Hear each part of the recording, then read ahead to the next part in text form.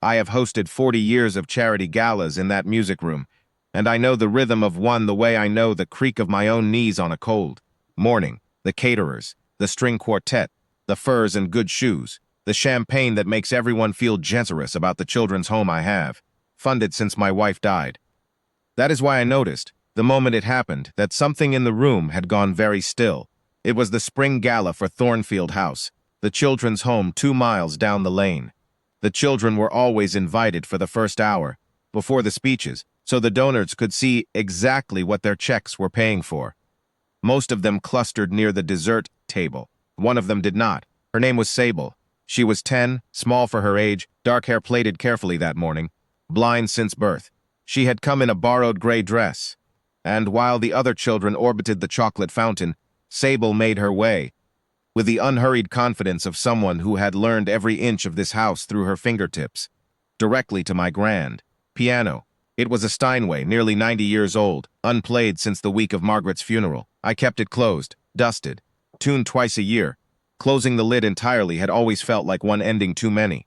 Sable stood beside it now, not touching the keys, just resting one small hand flat on the closed lid, the way you might rest a hand on the shoulder of someone sleeping.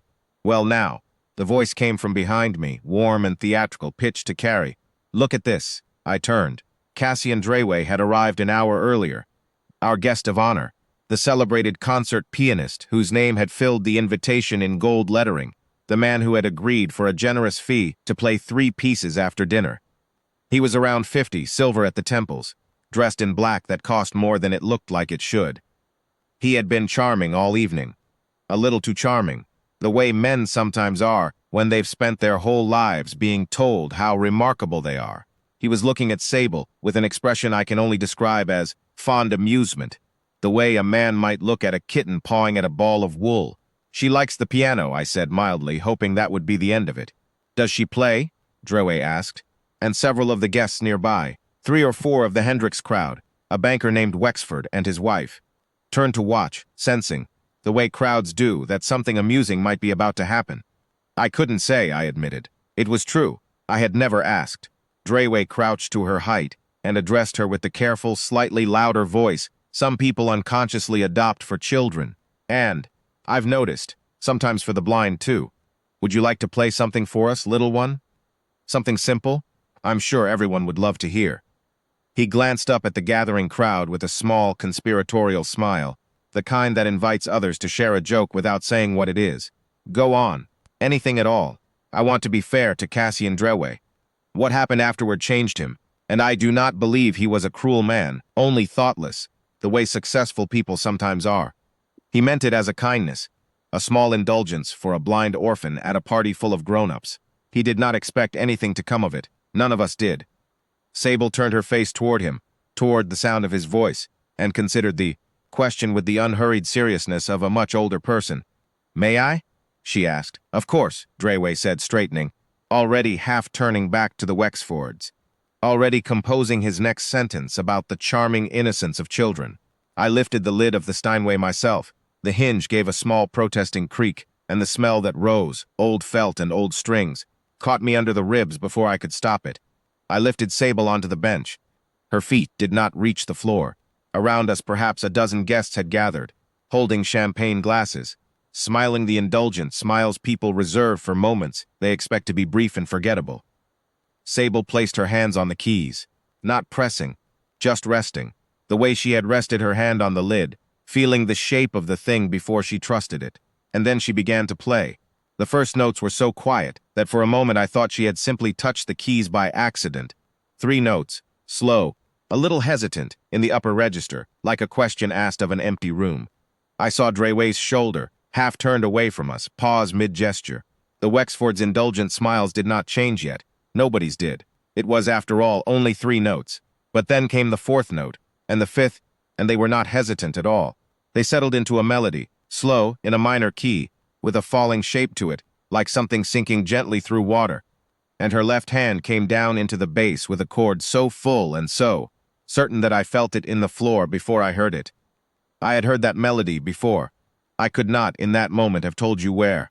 It sat just behind a door in my memory that I had not opened in 30 years, and the not knowing of it made the hair rise on my arms even before the music itself did. The room had gone quiet.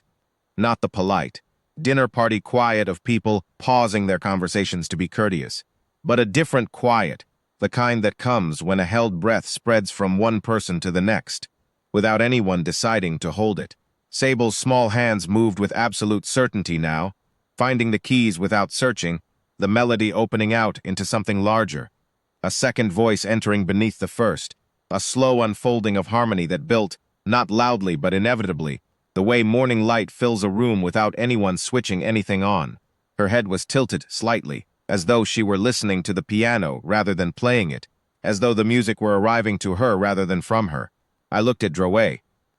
He had turned all the way around now, his champagne glass forgotten in his hand, and his face, that famous, composed, photographed 1,000 times face, had gone the color of old paper.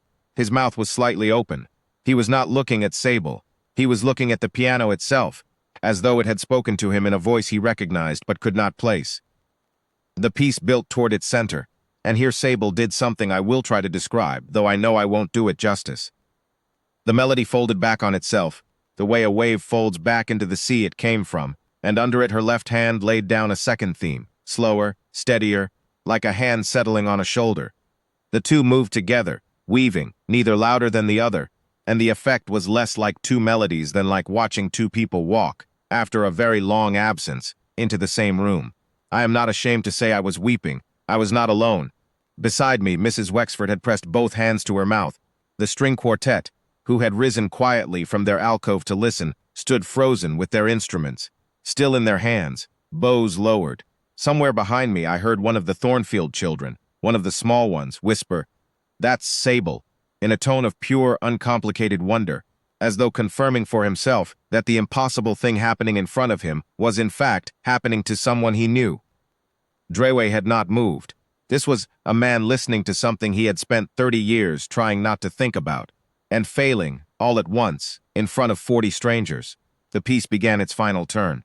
The two themes came together at last into a single, simple falling phrase, repeated 3 times, each softer than the last, the way a held note fades, not because it stops, but because it is finally allowed to rest. Sable's hand slowed. The last chord arrived not with a flourish but with a kind of settling.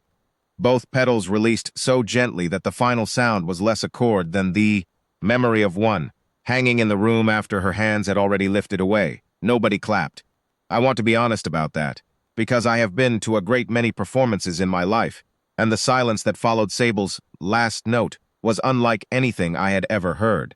It was not the silence of people who didn't know whether to applaud. It was the silence of a room that did not want the moment to end yet, that understood instinctively that clapping too soon would be a kind of interruption, like speaking during a prayer. It was Cassian Drouet who broke it. He set down his glass, carefully on the corner of the piano, the way a man sets something down when his hands are no longer entirely steady, and he crossed the room and crouched again in front of Sable, at her height the way he had before. But everything about him was different now. Gone was the theatrical warmth, the practiced charm. He looked, I thought, like a much older man than the one who had crouched there 10 minutes earlier. "Where?" he said, and his voice was not quite steady. "Did you learn that?" Sable turned her face toward him. "Mrs. Hale taught me," she said simply. "She used to be the housekeeper here. She comes to Thornfield on Tuesdays and Thursdays to help with the little ones.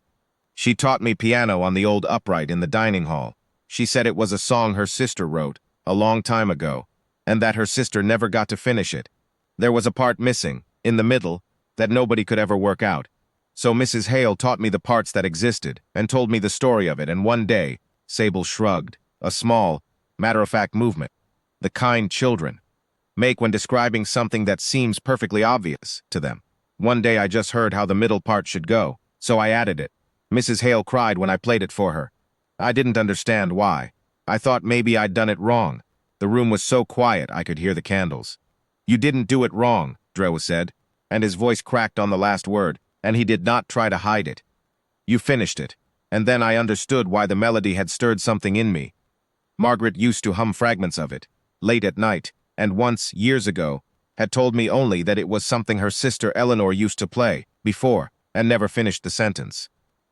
Eleanor had died young, before I ever met Margaret. I had not known a note of her music still existed, let alone that Mrs. Hale, our housekeeper of 15 years, who had known Eleanor as a young woman, had carried that unfinished fragment quietly into a children's home, into the hands of a blind girl with the patience to listen for what came next. He was quiet for a moment, and then he said something I will remember for the rest of my life.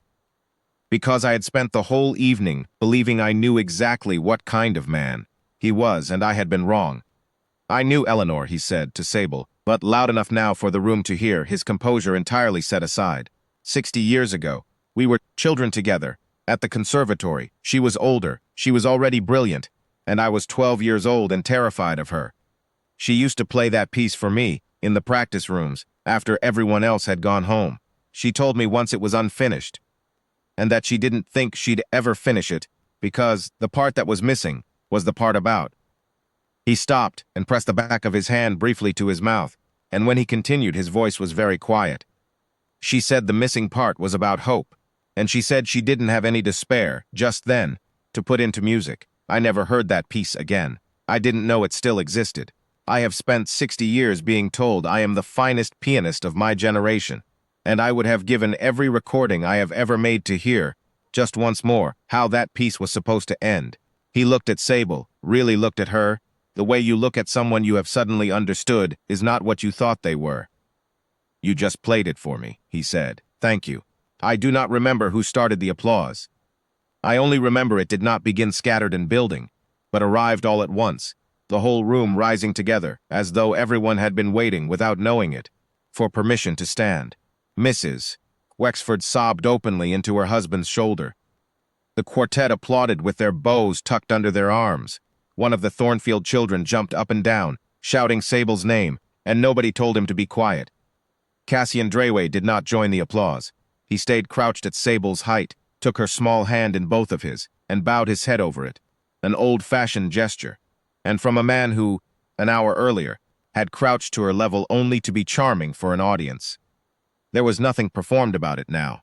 The famous pianist who had asked a blind orphan to play something simple, as a small joke for a roomful of donors, knelt and held the hand of the child who had given him back something he had lost 6 decades ago, and he wept quietly, while the whole room stood and understood that we had just witnessed something none of us would ever properly explain to anyone who hadn't been there.